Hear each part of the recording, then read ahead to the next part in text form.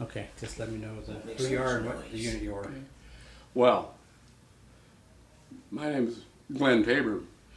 I was a sergeant in the Signal Intelligence in the 3103rd Signal Battalion. Our responsibilities were to go out to the various divisions in Europe and help them with signal security. Eventually, originally it was to intercept messages from the Germans. And finally, when they were running so fast, they had us go check signal security.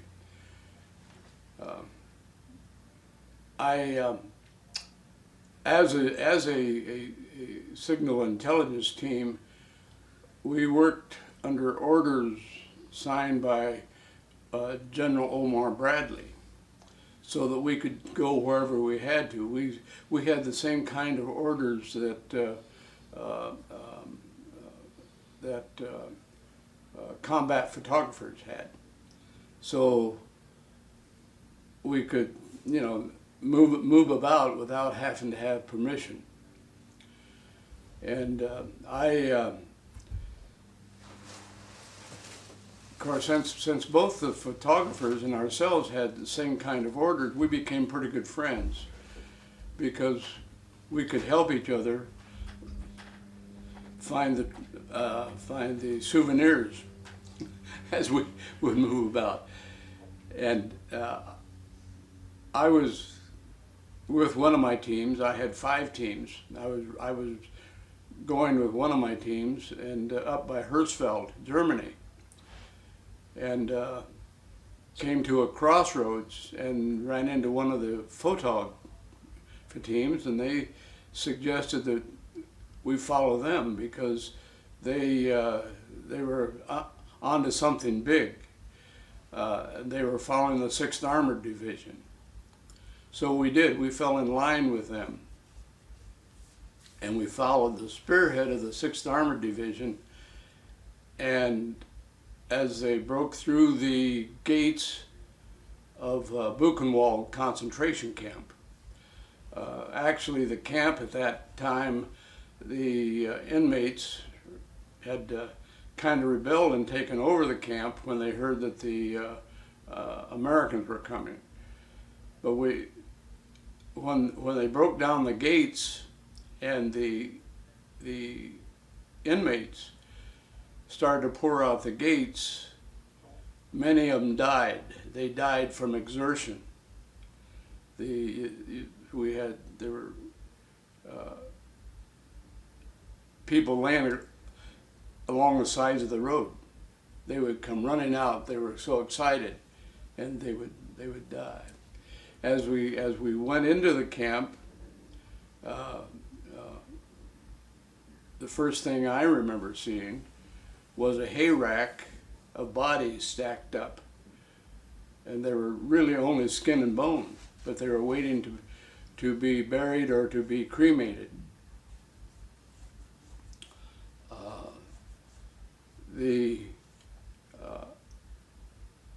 The crematorium was still working because they were trying to get rid of as many bodies as they could. I think, if I remember, that Buchenwald was one of the larger of the concentration camps, and I think there were 9 other concentration camps it oversaw.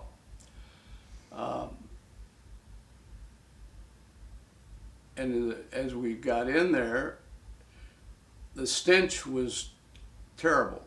Not only the stench from just the body odors of people who hadn't had a chance to have a bath or whatever, but of death. And we could see smoke coming out of little stacks over in one building, and went over, and it was a crematorium. and there were bodies still in the furnaces burning.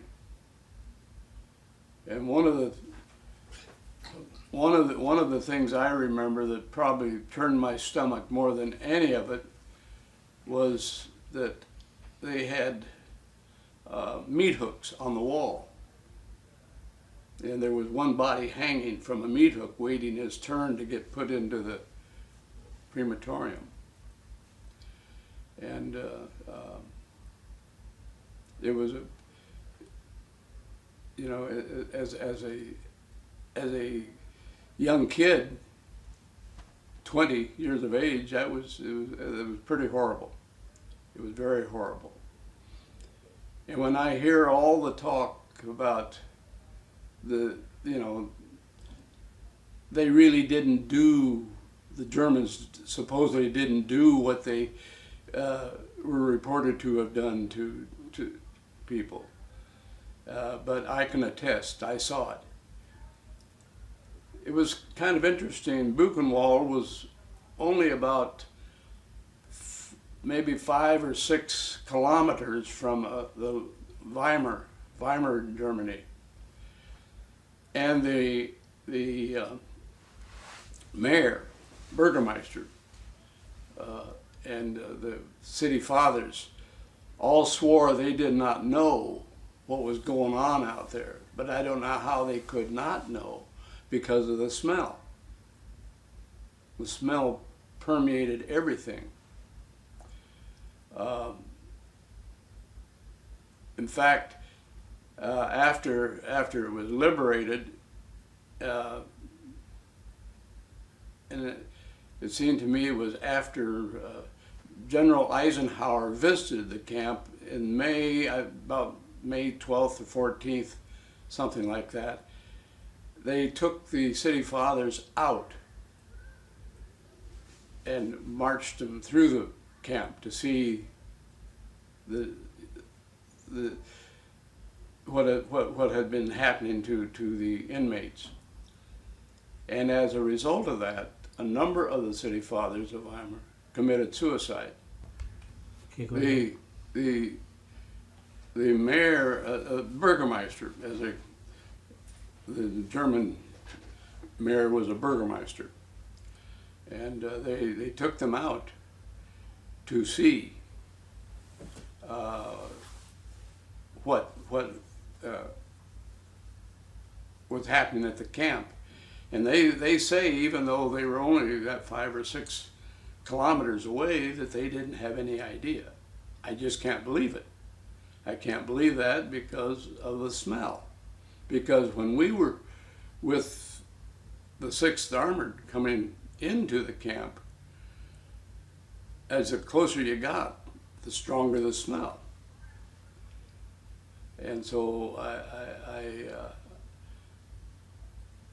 I to this day cannot believe that they did not know what was going on.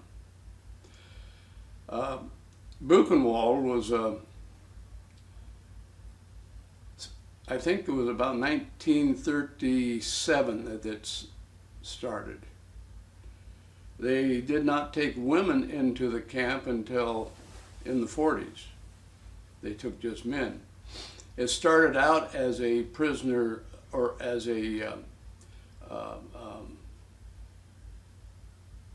political prisoner, and then expanded into being a Jewish camp. The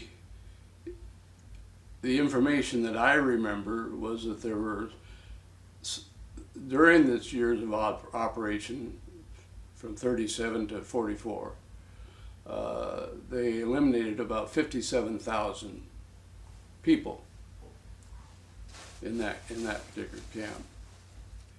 And it, you know, it's if the things that, when I think back of most everything I did in the service, because of the kind of a unit I was in and the kind of orders that I had, you know, as a young buck, we made the best of it, and we in fact, we were pretty ingenious with how we cared for ourselves. But the thing that, to this day, if I spend too much time thinking about Buchenwald, it turns my stomach. I can't forget what I saw. I can't forget the inhumanity. And when they talk about the inhumanity that went on in Iraq and in Somalia or wherever, and people would say, well, it couldn't happen. My reaction was, it could happen, and it did happen, and it is happening. But those are really my reflections on